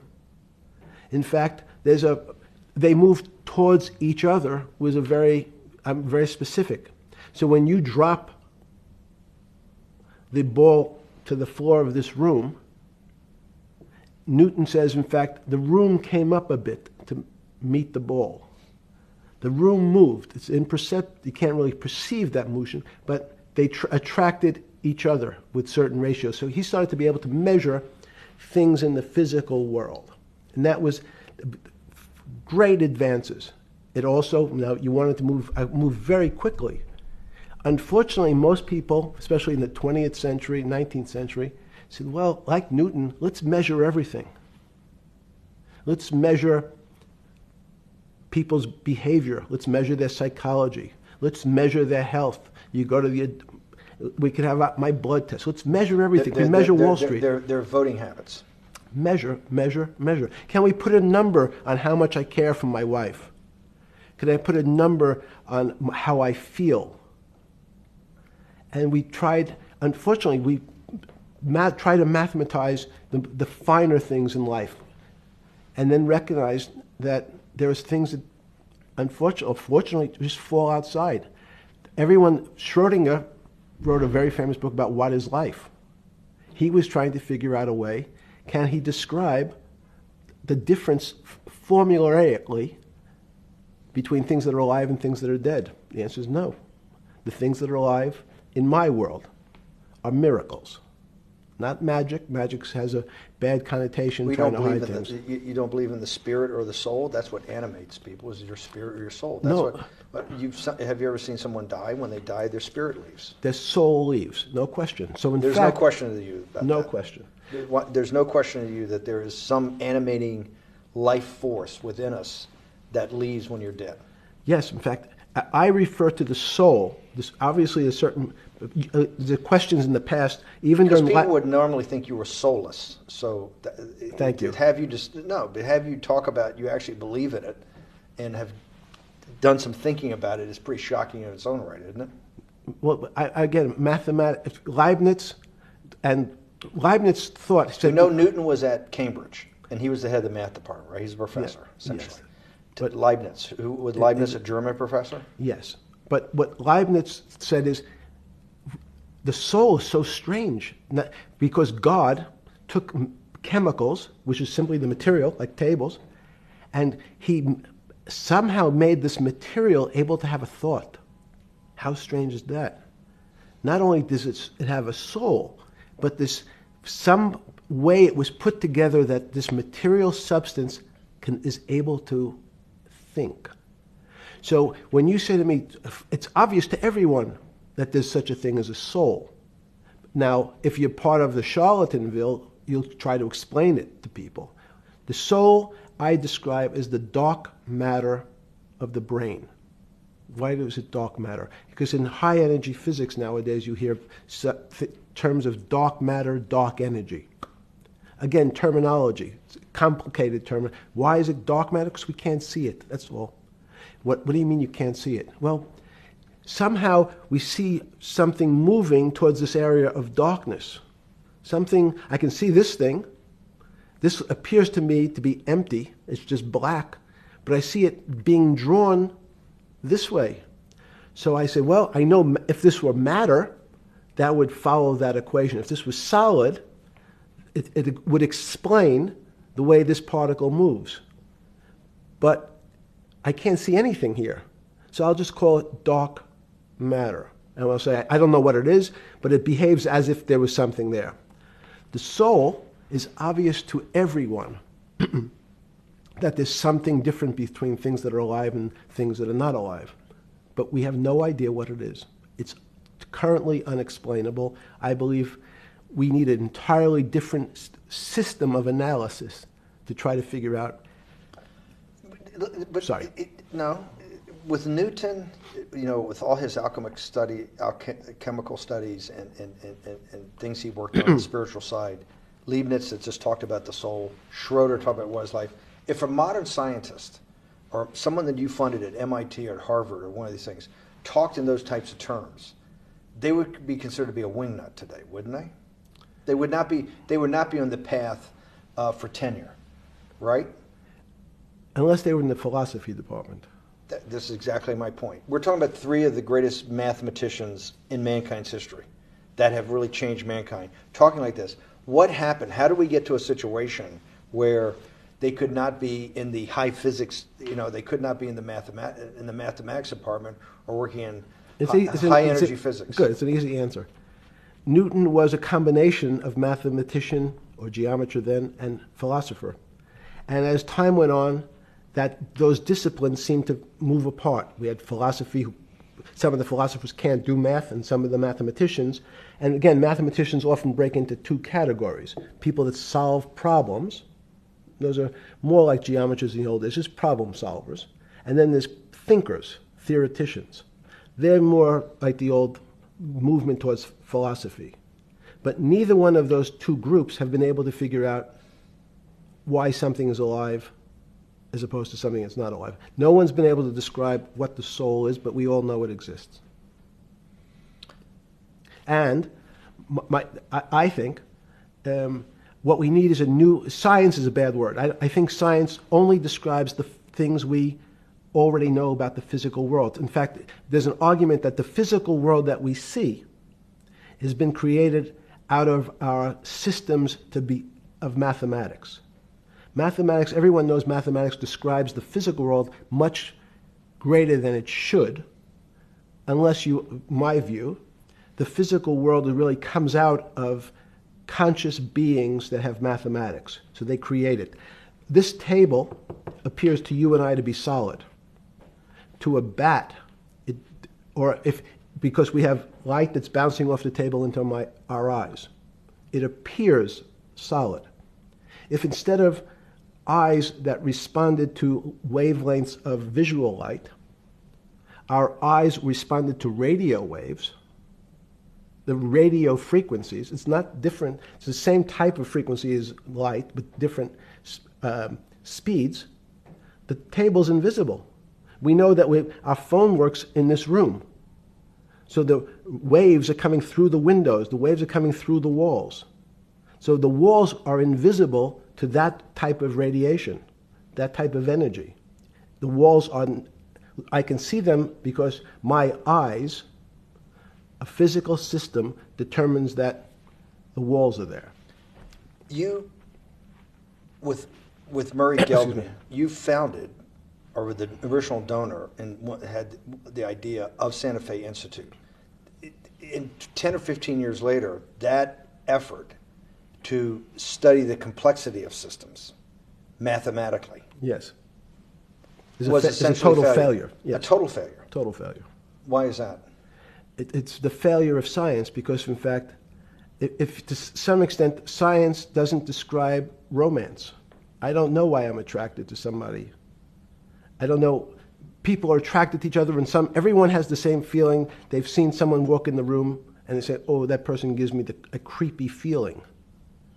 Science has tried to describe. Science doesn't describe what creepy feelings means. They just know it's a creepy feeling. I think women as I said the last time, have an intuitive sense. What is intuitive? They have intuition, they have feelings, and they're able to deal in the realm of things that men, especially men like myself, find unexplainable. They have women have intuition, men see things a bit differently. Men want to measure everything. Women are not really that interested in measuring. In what you're saying in macro terms, you actually think science, mathematics, maybe ultimately technology is moving to that more intuitive? I think science and math are old-fashioned.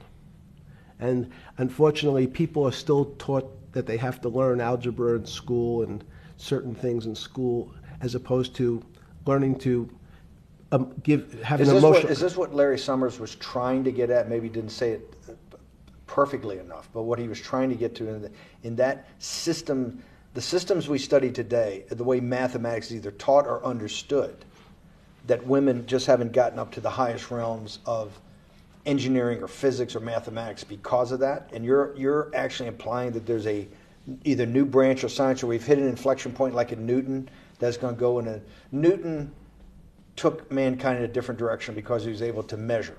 Then you had subatomic, non-Newtonian physics later. Are you saying that you think there's another developing field that's coming up that may take us, I don't know how many decades to get our hands around, but that's what's evolving out of this? Yes. Yeah. In fact, I think that mathematics, it's not the end of science. Every year someone says it's the end of, we can't discover everything. There's lots to discover with relationship to the physical world, but we know a lot already. In respect to the unexplainable world, we almost know nothing. Women, again, sense it. And instead of Larry Summers, I won't digress too much, but Howard Gardner early on said, there's not one form of intelligence. It's not mathematical intelligence. There's emotional intelligence. There's kinesthetic intelligence. There's this argument that I reject that black people are less intelligent than white people. It's not true. We know, for example, that if I was in the forest and I had to run from the lion or figure out a way not to be eaten, and my competition is a local African, I'm the one who's getting eaten because they have the intelligence to deal with their local environment. So it's just different. It's not better, it's not worse, but there's many differences amongst different types of people. And so people have different intelligences, and they excel in some intelligences usually, and less so in others. When did it come to, because the world of high finance is a world of pure reason, or is it a lot of emotion and gut checks and on trading desk and central banks when these decisions get made? Is it that high church, like the high church of science of high energy physics, or is it as much emotion that comes in as much as the mathematics and the reason? It's a great question. I think if you talk to really experienced and successful traders, and you ask them how they know what's going on, they can't give you an answer. They don't know. They feel it. They can feel the way the market's moving. They can feel the way the stock's moving. And that these are not very well-defined terms. It's difficult to put in mathematics terms, how did I feel it? You could look back and make guesses what I was seeing. But great traders feel it and then act on their feelings. That's the difference. Many people feel it but are afraid because they want a mathematical justification before they take that next step. When you first got on the trading desk at Bear Stearns in the late 70s or mid 70s, were you shocked by how little actual understanding of mathematics that the traders comprehended? Yeah, well, again, we had a Texas Instrument calculator. Most stockbrokers, especially before 1975, if they were good stockbrokers, could add. That's about it. They could multiply. If you could multiply, you were already in the top 15% of stockbrokers. Stockbrokers simply meant there's a story. When I went to the first person, I had no money. And I said, how much money do you make a year? And he said, $400,000. I said, impossible. I'm making $10,000. That's probably more than your family had made in his entire existence. Yes. And he makes it in a year. I said, what do you do? And he said, it's too complicated for you to understand, which is what the main thrust of Wall Street people, they want to tell you it's too complicated.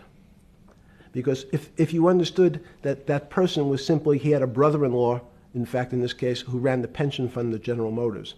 His brother-in-law would call him and say, buy 1,000 IBM. He'd hang up the phone, he'd write it out on a ticket and walk it to a window. That was his entire skill set. Hello, write what my brother-in-law says, walk it to a ticket window. Give me an example when you were on the trading desk in the early days of Bear Stearns of a time that you felt either complete uncertainty or you saw total panic, where something was happening that people couldn't foretell and that they were like in an airplane cockpit where it's going wrong. Walk us through that. In 1978, I think it was, across the news wires, there had been a collapse of the currency in Thailand. On the other side of the world, had no relationship to me. I wasn't sure where Thailand was. But the fact that a currency, a country's money, had all of a sudden dropped tremendously in value affected the rest of the world's markets. And people panicked because they'd never seen that before. A very small part of a very complex system had a shock throughout the whole system. So prices on Park Avenue apartments, the bond markets, the stock markets, every started to gyrate. You know, there's an old mathematics expression that if a butterfly wings in Mexico make the wrong turn, it spins out, and eventually, by the time it gets to Canada, it turns into a tornado. So these are part of complex systems. So yeah, Wall Street in certain parts. Santa Fe Institute was supposed to actually come up with a formula for that, for the butterfly wings. Why in 15 years did you reach the end of at least that experiment? Every attempt to, that's why it's so exciting now, because I think certain people are starting to realize that there's so many things that are unexplainable that we have to think about them differently. Music is a great example. It's a common man's example. You know when you hear a certain song, it makes you feel a certain way. How does it do that? We don't know. We can't mathematize it. And even that music, Steve, nowadays we compress music. When you have a violin, it's compressed onto your iPhone. So what does compression mean? I'm taking lots of information and I'm cutting it into lots of pieces and squishing it together. And when I squish it or compress it, I have to take out lots of pieces, but I say that they're not very important pieces. It's those pieces that we take out when we compress data, to me, are the most interesting parts of life. You just said a while ago, part of this new search for science may go back to when people were actually talking about a soul, and you said there's no doubt in your mind that there is a soul. Describe for me what you mean by that. What do you mean by soul? What do you mean soul different than the physical analog body that we're seeing on film right now? It's difficult to describe in words. I mean, I'm not a poet. Poems get a little closer to what that really means. But even the concept of what is life becomes complicated when you deal with plants and seeds. Is a seed alive? I don't know. Certain people would say, no, it's dead. When you're a banana, one of my favorite examples is the banana that's sitting on the countertop in your kitchen today. Is it alive or dead? What do you think about human life? What is human? Tell me about human life. But your banana is alive. That banana is breathing. It's on your. You say that's impossible, Jeffrey. No, it's not. Is the banana conscious? All these words. These are words. So everyone's trying to fit a very complicated concepts into a very small box called conscious or alive. These don't fit in that way. So if you put your banana in a bag and put another fruit in with it, the fruit ripens faster because the banana breathes with it. We don't understand most of those things. So you asked the big question. Sorry. You talk about the life. What about human life? What about it? Tell me what do you think? What do you think human life is? It's a miracle. It's a miracle. And when I say miracle, I can't explain it, and I make no attempt to explain it at the moment. We don't know how to think about it. And anyone, and again, another one of the Feynman quotes when he was talking about quantum physics. He said, anyone, Jeffrey, who says they understand quantum physics and quantum mechanics and quantum behavior, you know they're lying. Let's talk about it. That's post-Newtonian. Talk about what's the difference, who founded quantum mechanics, why is quantum mechanics taking Newtonian physics and taking it to the next level? It forms a much broader category.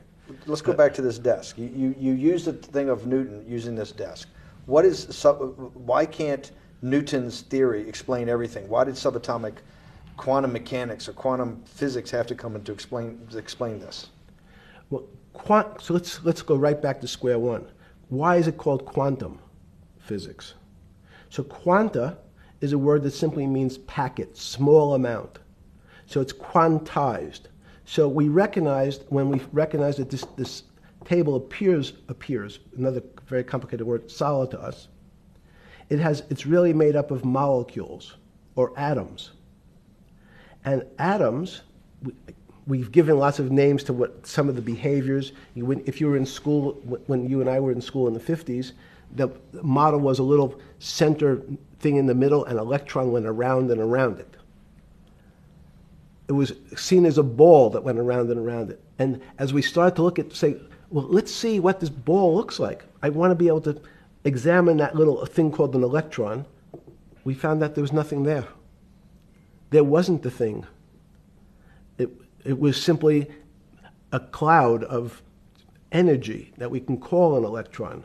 So we already started to see mysterious things as we go into very super small quantities, quantum physics. So quantum physics started to go into the very small, and at very small distances, we see things that we can't explain. We just cannot explain. How am I doing on time? 4 minutes. Fine. And to summarize, no, sorry. Let's go back to human life. When do you think human life starts? It's not these. So you see, this is the question. You're asking me to measure something again. It's the It disease. can't be measured. You just hate making commitments. That's why I'm not married. I'm peeling this onion back a layer at a time. All your bullshit and happy target can't be measured like that. Is that to say measure it's a commitment. You don't even like a commitment when you answer a question. I don't As know. they say in golf, commit to the shot. I don't know what it means to be measured. You do know what it means to be measured. You're one of the leading currency traders, hedge fund guys, or stock market financial wizards. You're in the high priesthood of high finance. You certainly know how to measure. That's why you're a billionaire. Any other answer besides that is total and complete bullshit, and you know it. I know very few things. You know things can be measured. You measure every day. You weigh and measure every day. You weigh and measure people. You weigh and measure leaders. You weigh and measure economies. You weigh and measure politics. It's a very good. You weigh and measure. You weigh. Hang on. Your whole life, in fact, is measuring. So what you've now done is a great thing, is you've used the word measure, a mathematic term, in the common vernacular and abused it. So I don't even recognize what it means. It's so abusive to my field. Why? And let's go to that. In mathematics, measure means what specifically? There's no specific. It's an approximation, or giving something a number. Einstein said, we're not asking you to go to the 9th decimal point. You didn't say that before. No, you're not going to the 9th. I don't even. What if I say measure? How tall are you? You'd say, in your case, 6 foot. 6 feet. But is it 6 foot 1 inch? Give or take, between 5'11" and 6 feet. But what's that? But I want. So the question is, I want an accurate. I got Zeno's paradox. I don't even know what it means to measure you. Am I measuring the top of your hair, the top of your skull, and the finer, the more you're being rabbinical. This is like I shaved my beard off. I used to be rabbinical. No, my point is, isn't that going through the Torah where you're parsing every definition? No, so however we broadly define measure, your life literally is about measurement, is it not? It's about putting numbers on things so that I can try my best. That you can call it whatever you like. If that Well, what do makes you ca- feel what- better. What do you know? No, Because I I'm wanna trying to make you relate it happy. back to your scientific inquiry. No, even a number. People don't. A number is a complicated When did thing. you come? When did you come to this When did you come to this aha moment? Was when it was in your solitary confinement, when the biggest financial crisis in world history was going on, in your 7x9 jail cell with your metal bed and your two brushes because you were a trustee with the brown uniform on, trustee spelled wrong. Is that the moment of clarity that you had about science and Newtonian physics and everything that we can measure is really not going to be the way we go forward? It's going to be much more esoteric, emotional intelligence thing. Was that your moment of clarity? I wish it was, because it would make such a great story for this interview, but it's not. It's the fact that I lead such a privileged life to come across. But when did you? If it didn't happen then, when did it? Or did it happen before? I was then? going to hopefully Okay. get to the. Okay. I'm in a privileged position to have some of the world's smartest people come to my house and tell me what they think about different subjects, and I finally realized that the thing that they had most in common was there was this area, no matter how smart they were, that when I asked them the questions, they said they'd have to resort to a 500 or 1,000-year-old response to that question, which was, I don't know. You know who else found that out? Socrates. That's what Socrates kept doing, right? Socrates kept asking all the experts. He would go through, question after question after question, and realize at the end they didn't really know. They really didn't basically understand what they were talking about. And one of the things that people won't enjoy, it turns out that potentially one of the bad things to teach children is how to write. So writing, reading, and arithmetic was supposed to be, everyone's supposed to be taught. But writing forces you into a very narrow channel of thinking. You have to write in a certain form, in a certain way, in a certain linear pattern. So your thinking becomes somewhat narrow. The reason I brought up writing is one of the recent discoveries of mine with respect to Socrates, Plato, and Aristotle is they never wrote anything. They spoke, and people around who could write wrote. Socrates could think. So that was. Jesus of Nazareth was the same way, right? Never wrote anything. I thought he was a carpenter.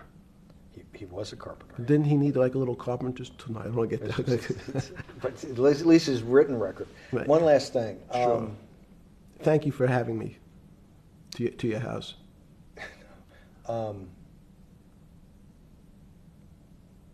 Vegetable juice. Let's go back. Look what vegetable juice does. When did that? The beginning of that. Was there any one aha moment in all these great thinkers? Did it happen before 2008? Was it after? That came up over, I know, many years. But when did you actually realize, hey, something new's got to be developed? Yeah, that's great. Is that because again, I'm privileged enough to have people around me who've given lots of philanthropic gifts to institutions of higher learning, and when I said the impact, how do you judge the impact of your giving? And we sat down and said, no really new ideas have come out. And I realized that, of course, it hasn't come out because we've been looking at using science and mathematics, and it's the wrong tool. It's obvious. Institutions that are set up and try to put forward knowledge and understanding and truth, should they take your money? Derek Bach at Harvard said, taking money for good causes is a good thing. So if Hitler took all the gold out of the teeth of the Jews and said, I want to give this to Heidelberg University to fund the Leibniz chairs so that I can study high energy physics, Derek Bach would say that was fine? Again, these questions are questions where good people on both sides, like your Charlottesville, could differ. I don't know the answer to these questions. So tell us the two. Give us the two answers. The one answer why it shouldn't be, and then the one answer. Derek Bach says, I'll essentially take cash from anybody because I got so many projects, so many good guys, and this is the way I'll do it. So I'm indifferent to where the cash comes from. Money's money. And if I got good guys, I'm the fiduciary that says these are good people and this is good research, okay? I'll take the cash from any source, including you. What's the other argument? Let me give you that. I know in my case, Is your money dirty money? if you live, I just asked a question. Is your money dirty money? no, it's not. So in fact, Why is it not dirty money? because I earned it, a heart. But you earned it. I earned it legally. We went back to this before. You earned Yes. it. You earned it advising the worst people in the world, right? That do enormous bad things, and just to make more money. So instead of asking me the question, should you take the money? Because I think it's a legitimate question. Do you think it's a legitimate question? Yes, no Why? question. Because I think about, I think ethics is always a complicated subject, but I can tell you that with the money I gave to help try to eradicate polio in Pakistan and India, instead of asking me whether that money should be given to these children for vaccines, I think you might want to ask their mothers who received the vaccine, who know their child now won't get polio, and ask them if Epstein should have helped these people If we with walked their in, money. if we walked in, Is that a fair question? you're a mathematician. If we walked into that clinic where they're giving that money out to these people that are in the most dire straits of poverty and sickness, and told them that the money was coming from class 3 sexual predator? Tier 1. Was tier 1's the highest and worst? No, I'm the lowest. I'm the lowest. You're the lowest. Okay, tier 1, you're the lowest. But a criminal. Yes. That the money came from them. What percentage of people do you estimate? I understand you don't like probabilities. Do you estimate would say, I don't care, I want the money for my children? I would say everyone said, I want the money for my children. Did they know where the money came from? I think if you told them, the if I told them 100%. the devil himself said, I'm going to exchange some dollars for your child's life. Do you think you're the devil himself? No, but I do have a good mirror. It's a serious question. Sorry. Do you think you're the devil himself? I don't know. Why would you say that? Because you have all the attributes. You're incredibly smart. You remember the devil is Was somebody the devil knows smart? The devil's brilliant. You read Milton's Paradise Lost. No, the devil scares me. Satan is at the number 1 or 2 archangel, and the reason he goes to hell and leads the rebellion is because he can't be the top guy. And his thing is, I'd rather reign in hell than serve in heaven. I saw that in a movie once called American Dharma. I don't remember who said it. Okay, we have to go. Okay, good. Okay. That was good.